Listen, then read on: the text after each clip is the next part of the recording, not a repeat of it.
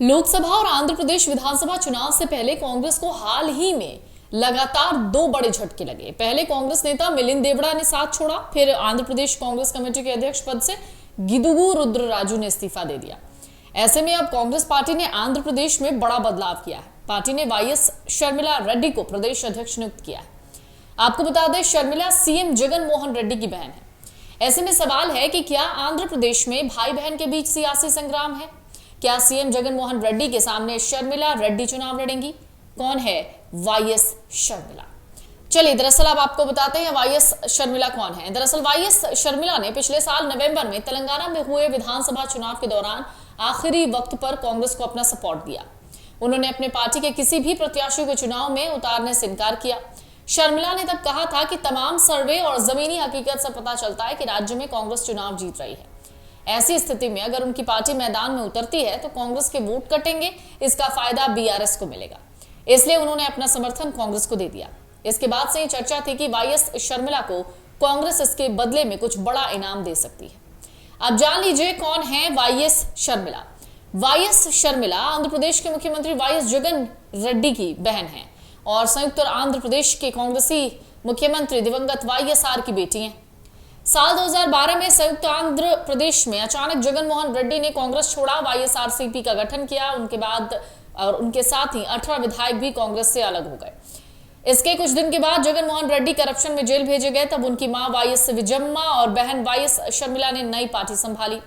YSRCP ने चुनाव में जीत दर्ज की। बाद में जगन मोहन रेड्डी सीएम बने। यहां से दोनों भाई बहन के बीच दीवार खड़ी होती गई। 2021 में वाईएस शर्मिला ने मीडिया के सामने स्वीकार किया कि उनके भाई के साथ उनके राजनीतिक मतभेद हैं।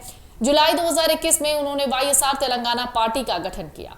भाई को सत्ता तक पहुंचाने में उन्होंने अहम रोल निभाया है। आय से अधिक संपत्ति के मामले में जगन रेड्डी जब जेल गए तो शर्मिला ही मां के साथ मिलकर पार्टी संभाल रही थी। चंद्रबाबू नायडू सरकार के खिलाफ माहौल बनाने का काम शर्मिला ने किया। भाई जगन मोहन रेड्डी को सत्ता तक पहुंचाने के लिए बहन शर्मिला ने बहुत मेहनत की, मशक्कत की। 2019 के विधानसभा चुनाव में शर्मिला ने जमकर भाई के लिए प्रचार किया, लेकिन जगन रेड्डी के सत्ता में आते ही रिश्तों में खटास आ गई। शर्मिला ने 2021 में वाईएसआर कांग्रेस छोड़ दी और अपनी अलग पार्टी बना ली। हालांकि वाईएस शर्मिला ने भाई जगन रेड्डी से सियासी टकराव ना हो, इसके लिए तेलंगाना को अपनी कर्मभूमि बनाने का फैसला किया। तेलंगाना में सियासी जमीन तलाश रही शर्मिला ने विधानसभा चुनाव में कांग्रेस को समर्थन किया। अब 4 जनवरी 2024 को अपनी पार्टी का विलय कर दिया। राहुल गांधी और मल्लिकार्जुन खड़गे की उपस्थिति में वाईएस शर्मिला ने कांग्रेस का दामन थामा। इसके बाद ही कांग्रेस ने शर्मिला को आंध्र प्रदेश में जगन रेड्डी के खिलाफ उतारने की रणनीति बनाई ताकि विधानसभा और लोकसभा चुनाव में बेहतर प्रदर्शन कर सकें।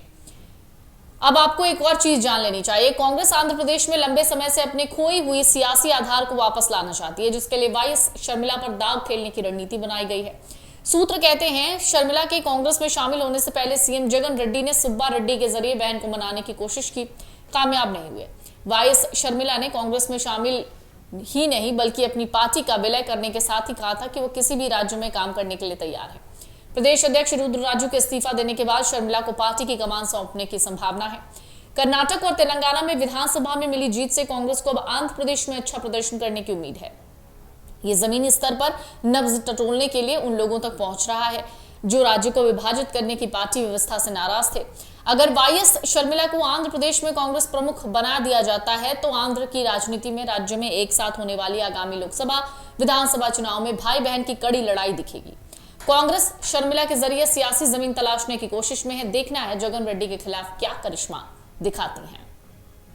अगर आप ये वीडियो YouTube पर देख रहे हैं तो हमारे चैनल को सब्सक्राइब करें और बेल आइकन को दबाना ना भूलें। अगर आप Facebook पर ये वीडियो देख रहे हैं तो हमारे पेज को लाइक करें।